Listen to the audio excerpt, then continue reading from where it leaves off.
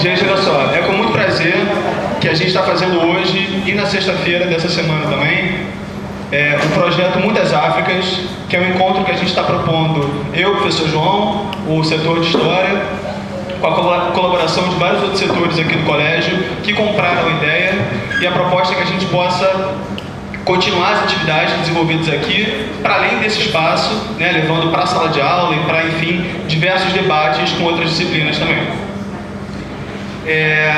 Desde o ano passado, a gente tem um projeto de trabalhar a história da África com o primeiro ano do ensino médio.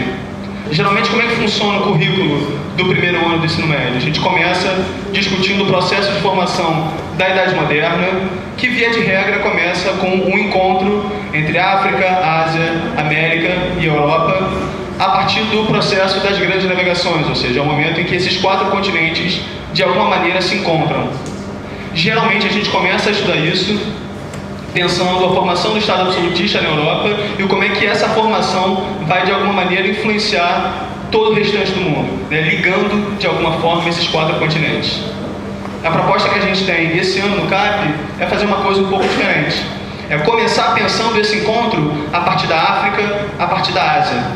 E fazendo isso, de alguma maneira, a gente está respondendo à proposta da escritora nigeriana Chimamanda Adichie, na sua conferência belíssima, O Perigo de uma História Única, em que ela diz o seguinte, abre aspas, poder é a habilidade não só de contar a história de uma pessoa, mas de fazê-la a história definitiva daquela pessoa. O poeta palestino Mourid Barghouti escreve que se você quer destituir uma pessoa, o jeito mais simples é contar a sua história e começar com em segundo lugar. Comece uma história com as flechas dos nativos americanos e não com a chegada dos britânicos, e você tem uma história totalmente diferente. Comece a história com o fracasso do Estado africano e não com a criação colonial do Estado africano, e você tem uma história totalmente diferente. De alguma maneira, essa é a proposta que a gente tem aqui, e é por isso que a gente está recebendo o professor Peter Frey e o professor Maurício Wilson também. A ideia é que eles possam contar para vocês, discutir com vocês as vivências deles no continente africano, e fazendo isso a gente também está resgatando uma proposta da Chimamanda quando ela fala: eu sempre achei que era impossível relacionar-me adequadamente com um lugar ou com uma pessoa sem relacionar-me com todas as histórias daquele lugar e pessoa. A consequência de uma história única é essa: ela rouba das pessoas a sua dignidade, faz o reconhecimento de nossa humanidade compartilhada difícil. Ela enfatiza como nós somos diferentes, ao invés de como nós somos semelhantes. A proposta hoje é que a gente possa, a partir das falas deles, reconhecer que existem diversas Áfricas, e se as histórias dessas diversas Áfricas não chegam sempre para a gente, é nosso papel buscar essas histórias também para conhecer melhor essas populações, essa sociedade. Então, o professor Peter Frey é antropólogo, professor emérito da UFRJ, morou algum tempo na Rodésia do Sul, atual Zimbábue, em Moçambique também, onde ele desenvolveu a sua pesquisa, conhece boa parte do continente africano. E Maurício é sociólogo, arquiteto, urbanista, está aqui no Brasil há 8 anos, né, Maurício? E vai contar um pouco como é que é a experiência dele na África e aqui no Brasil também. Tá certo? Antes da gente começar, eu queria pedir encarecidamente que vocês desliguem os celulares, né? E que vocês não cometam a indelicadeza de ficar conversando enquanto os convidados estão falando. Se vocês quiserem interromper, fazer perguntas, isso é super bem-vindo. É só levantar a mão que a gente dá o microfone para vocês, vocês podem falar. Lembrando que no final da atividade vai ter o nosso debate também. Tá certo? Então vamos começar pelo Peter? Pode ser? Então vou começar pelo Peter, e eu queria te perguntar, Peter, para a gente começar a nossa discussão, qual é a sua África? Bom, em primeiro lugar, eu agradeço ao João o convite de vir aqui. Eu não conheço o CAP, tão famoso, não é isso? E, então, é um super prazer. E além de que, já que sou muito velho, e já que vou falar da década de 60 do milênio passado, não são sempre, não dá muito ibope, talvez, digamos. Então me deu o trabalho de tentar recuperar a minha memória, e vocês sabem que vocês têm um bom professor de história, que a memória é seletiva, não é isso? E tem várias memórias e várias histórias. Mas eu vou contar o que eu consegui lembrar e construir para falar sobre essa minha passagem na África na década de 60. Quando me formei antropólogo, eu consegui uma bolsa para fazer pesquisa de campo no que se chamava na época de Rodésia do Sul, que é a atual Zimbábue, aqui, está vendo? Isso está marcado? Não está marcado. Não, marcado com a caneta. Aí, isso foi... Mas está aqui, o que eu faço? Já está marcado. Só marcar de novo. Eu vou gastar tempo nisso. Pronto. Isso no ano de 64. Os demais países africanos já estavam se libertando do colonialismo britânico na época, francês. Português ainda não. Aqui ao norte, Zâmbia aqui, Malawi aqui. Zâmbia se tornou independente em 64, Malawi um pouco antes. Zâmbia era a Rodésia do Norte. Chamava-se Rodésia porque foram colonizados por uma companhia liderada por um inglês, Cecil John Rhodes. Desculpa te interromper. Só para lembrar que eu esqueci de comentar com que você é inglês. Nasci na Inglaterra. Diferente. Nasci na Inglaterra. Aí, Rodésia. E eu fiquei muito contente porque nós imaginávamos que, durante o meu período na Rodésia, ela se tornaria Zimbábue. Vou falar sobre isso depois. Ou seja, eu achava que eu poderia fazer pesquisa registrando, inclusive, a passagem de uma sociedade dominada pelos brancos para uma sociedade livre e democrática.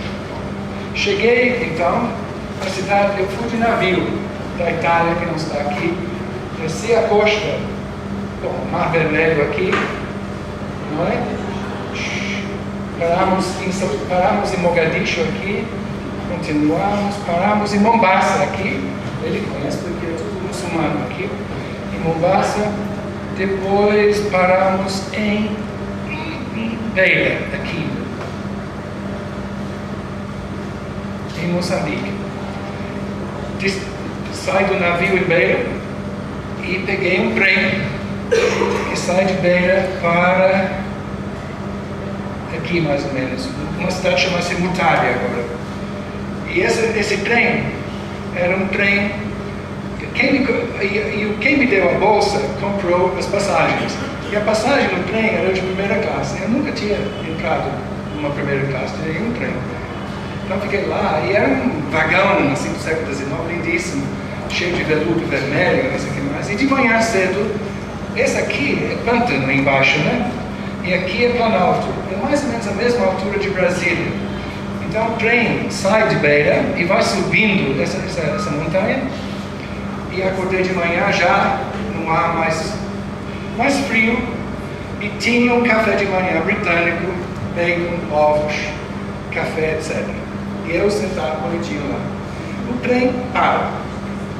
Para por quê? Para deixar o outro trem descer, né, para Beira.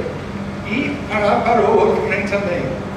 Aí começou a minha vergonha, porque o outro trem era o quarta classe que parou. Então eu estava olhando um vagão abarrotado de gente, tudo negro, comendo pedaços de pão, e eu sentado sozinho. Bom, aí começou o drama, porque quando cheguei finalmente na Rodésia, eu encontrei, eu já sabia, mas eu nunca tinha vivido, nem vocês, uma sociedade racialmente segregada. Acho que podemos passar.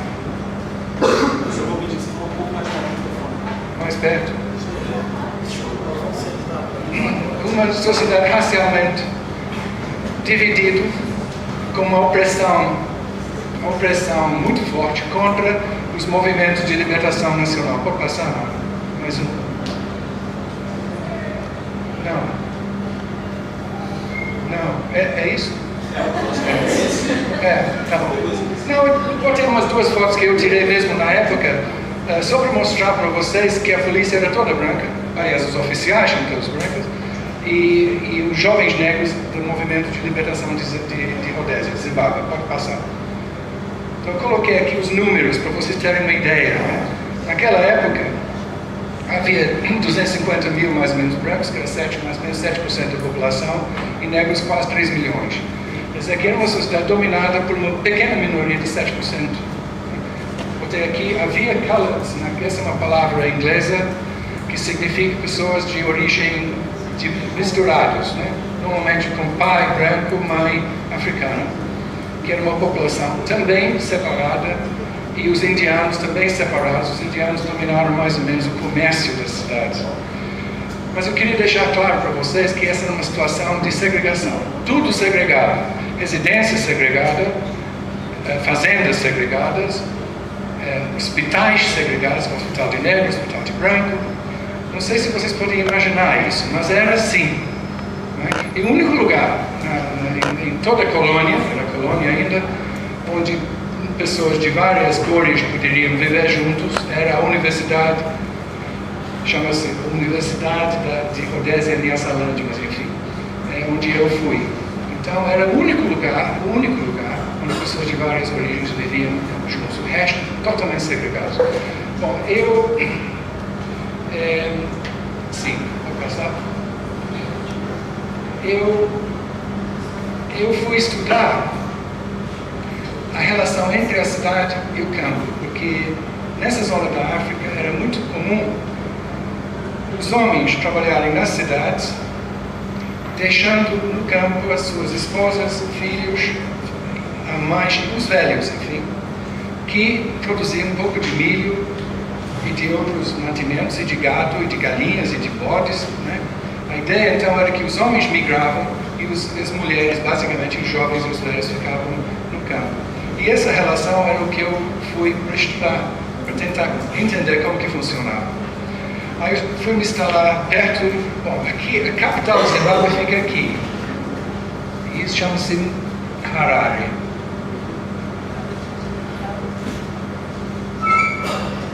E eu fui logo perto aqui, um lugar chama-se Chiota. Não dá para ler, né? Chiota. Perto da cidade, de propósito, para poder estudar essa ida e vinda das pessoas. Eu fiquei numa aldeia onde logo nas primeiras semanas morreu o chefe da aldeia. Aqui é o funeral dele. Eu coloquei essa fotografia porque essa é a família extensa do velho. Só para vocês terem uma ideia, uma aldeia de velho, os filhos, as mulheres dos filhos, os filhos e os netos e nessa sociedade são as mulheres que vêm morar na casa dos seus maridos. Então aqui todos esses homens são filhos do velho morto e todas as mulheres são esposas ou filhos e filhas. E esse alto aqui chama-se Kenneth, o segundo aqui, e Kenneth concordou em ser meu assistente de pesquisa. O Kenneth dava aula numa escola primária, tinha bom inglês, e no início, quando estava tentando aprender a língua, precisava muito dele para poder conversar direito com as pessoas. Quase todo mundo falava um tipo de inglês, mas para chegar na alma de uma pessoa, você não pode chegar, senão outra vez dá língua. E qual era a língua que se falava? Xixona chama. Onde que eu escrevi isso? Onde você quiser. Não tem louça. Aqui. Pode escrever, se quiser.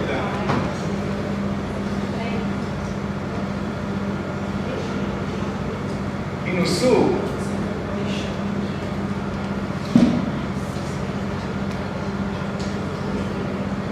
são dois grandes grupos em Zimbábue. No norte, Shona, então Xixona. No sul, Ndebele, chama-se Sindebele. E eles, quando os britânicos chegaram, havia bastante rivalidade entre os dois. Os Ndebele aqui é um estado organizado, centralizado, parecido com o Zulu. E aqui, Xixona eram pequenas chefias. Vou falar isso mais tarde na minha fala. Não vai dar tempo, você sabe, né? Bom, então fiquei nessa aldeia. E as dificuldades que eu tinha, brevemente, para não gastar muito tempo, é que eu era branco, eu não podia mudar essa situação. E não havia nenhum outro branco na zona, porque por causa da segregação, eu tive que ter autorização para morar lá. Então eu era sempre perseguido pela polícia, querendo saber o que eu ia fazer, o que eu não ia fazer. Mas também era muito difícil de estabelecer relações de muita confiança, porque porque a população negra do país estava dividida entre dois partidos políticos próximos. Um chama-se Zimbabwe African People's Union, que é a União Zimbabueana do Povo Africano, e o líder chamava-se Joshua Nkomo. Esse Joshua Nkomo é desse grupo aqui, do sul. E o Zimbabwe African National Union, ZANU, que é o Robert Mugabe, que é desse grupo aqui. E os brancos tinham um partido muito importante, chamava-se a Frente Rhodesiana. E o chefe desse grupo era Ian Smith, que teria sido piloto da Força Aérea Britânica na Segunda Guerra Mundial. Então ele tinha uma certa respeitabilidade por ter defendido a Grã-Bretanha contra a Alemanha na Segunda Guerra. Um fazendeiro do sul do país. Bom, aí então eu tive uma certa dificuldade de me organizar. Eu vou dizer mais uma coisa, pode passar? Só para falar por que Zimbábue, né? Great Zimbabwe está aqui no mapa, marcado aqui. Ela é uma fortaleza construída entre os séculos XI e XV, e os partidos políticos adotaram o nome desta fortaleza porque é muito bonita, muito significativa e representa também um passado potente, local, pré-invasão europeia, entendeu? Por isso que eu botei. Chama-se Zimbábue, que significa mago, que quer dizer pedras, prefixo, que significa grande. Então, por isso que se chama Zimbábue. A próxima, eu botei umas duas fotos.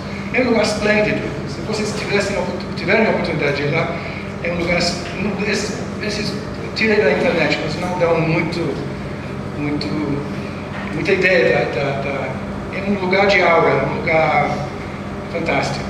E é um lugar também de disputas, porque cada arqueólogo tem a sua versão, não vou entrar nisso. Bom, pode passar. Então, em 1900, em vez de Zimbábue se tornar independente, com o governo africano, se torna independente com o governo branco. Porque Mr. Smith, esse que te falei, o piloto, em novembro de 65, declara unilateralmente a independência do país. Não é? Aí houve uma imensa briga entre o governo britânico e Smith, não vou entrar em detalhes, mas durante muito tempo, então, esse pequeno grupo branco dominava o país, e que se manteve, então, Rhodésia. Eu, então, logo depois disso, no ano seguinte, voltei para a Inglaterra, que não aguentava mais. Mas só para dar para vocês que era uma situação de altíssima tensão entre brancos e negros, né, dentro do qual esse pequeno jovem de 23 anos, 24 anos, tentava se manobrar. Pode passar. Eu coloquei essa fotografia. Essa chama-se a Igreja de São Pedro, que é uma igreja perto de onde eu morava, que nessas alturas foi queimada. Passa. E tem que tomar cuidado aqui. Sim, deixa essa aqui. A igreja queimada, não pode voltar. E nesse mesmo momento queimou-se essa igreja. E nesse mesmo momento, o meu assistente de pesquisa, o Kenneth, que te mostrei, começou a ter uma série de estranhas alergias. Ele não podia mais comer a comida do lugar.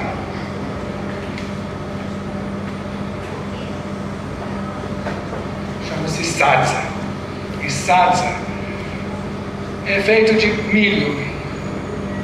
Não é como polenta, mas mais, né? E se come isso com várias coisas, com galinha, verdura e tal. Mas ele não podia comer sadza de milho. Ele só podia comer sadza de uma coisa que chama-se raboco, que não sei como traduzir em português, mas é um grão nativo da África que apenas os espíritos comem. Então começou isso. Não podia mais comer pão branco, apenas pão tipo integral. Não aguentava, não aturava o cheiro de fumaça de cigarro e tampouco o cheiro de cerveja. Então, de repente, a nossa vida ficou muito difícil, porque a minha pesquisa era muito conduzida nas bebeções de cerveja, porque é lá que todo mundo fala. E também todo mundo fumava na época, menos ele. Então, a gente chegava num lugar, eu ficava aqui, o que é longe. Eu achava que era um truque dele, para mostrar simbolicamente a sua autonomia em relação a esse prêmio, eu achava. Mas talvez teria sido, mas era mais do que isso. Que o Kenneth de fato estava mostrando os primeiros sinais de quem vai se tornar médium dos antepassados, quer dizer, que vai receber os antepassados que através dele vão falar com os vivos. Então foi isso que aconteceu. Então Kenneth deixou de ser meu assistente, se tornou então aluno de um grande curandeiro próximo. Chama-se Kalimavara, esse aí. Esse é meu carro, um Peugeot. E o nome dele, de batismo, que ele foi batizado, porque a ideia dele veio do lado dessa igreja de São Pedro, é Stephen Mazai, mas o nome dele é Kalimavara, que é o nome do Espírito. Aí pensei, bom, então alguma coisa está acontecendo nesse lugar. Queimando a igreja, o meu assistente se tornando médium entre nós e os antepassados. Aí aos poucos fui percebendo que não era apenas o Kenneth, mas uma série de jovens dessa mesma idade, 20 e poucos anos, que estavam se tornando médiums. Então, em vez da igreja cristã vencer, estava perdendo fiéis, queimando a igreja, as pessoas se tornando médium, uma palavra que lembra que terreiro não tem nada a ver com o Brasil, é outra coisa, mas enfim, é médium. A palavra local, muito bonito.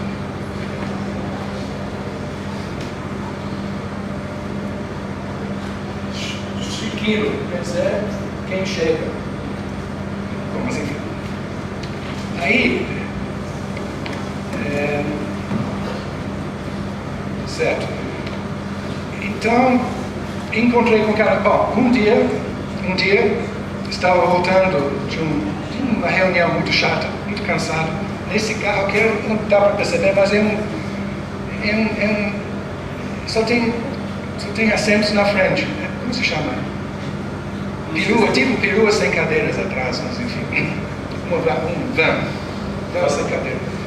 E estava voltando de uma reunião e um amigo do Kenneth sai do mato do lado pedindo uma carona. Eu pensei, meu Deus, estou tão cansado, quero chegar em casa, mas parei o carro. No que eu paro o carro, aparece esta pessoa aqui também. E atrás dele, outras pessoas com instrumentos musicais. Eu pensei, então dei carona. Aos poucos fui percebendo que esta era o tal Kalimavara, que o grande médium da zona. Então fui com ele até a aldeia por passar. Não. E chegamos na aldeia e todas as mulheres dele saíram, porque é uma sociedade de poligamia, quer dizer, os homens poderosos têm mais de uma mulher. E as várias mulheres saíram ululando. Eu não vou tentar imitar a ululação.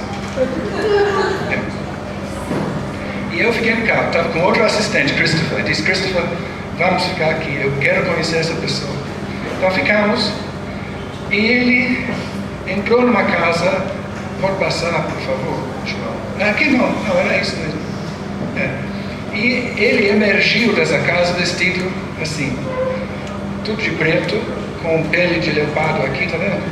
E na cabeça um chapéu. Esse chapéu de peles, era a marca da resistência política africana na época. Então eu pensei, poxa, é isso mesmo, quer dizer que estou na presença de alguma coisa anticolonial mesmo. Aí ficamos lá quietos, ele subiu para uma pequena casa redonda em cima de uma pedra grande e saiu de lá com uma grande lança e pediu para a gente subir. Subimos, Christopher e eu, ficamos no chão aqui, digamos, todo mundo no chão, e ele dançando. E a música, pode passar? A música são esses, eu vou mostrar para vocês, tocando aqui. Esse aqui foi quem me parou no caminho para dar carona. Aqui são os instrumentos, lira. Então, ele dançando, ele possuído por esse espírito, Kalimavara. E era uma situação muito incrível, porque nós ficamos no chão e ele com uma lança bem grande. E a dança é uma dança agressiva, de bater no chão. E essa lança chegava até aqui, mais ou menos, em cima de mim, em cima do Christopher. Eu fechei os olhos e pensei, quase que vi o jornal no dia seguinte, antropólogo inglês, morto, primeiro no início da Revolução, etc. Não estou brincando, realmente achava isso, mas a minha cabeça colonialista, né? Pensando, porque esse cara era uma espécie de caricatura, né? Caricatura do grande curandeiro.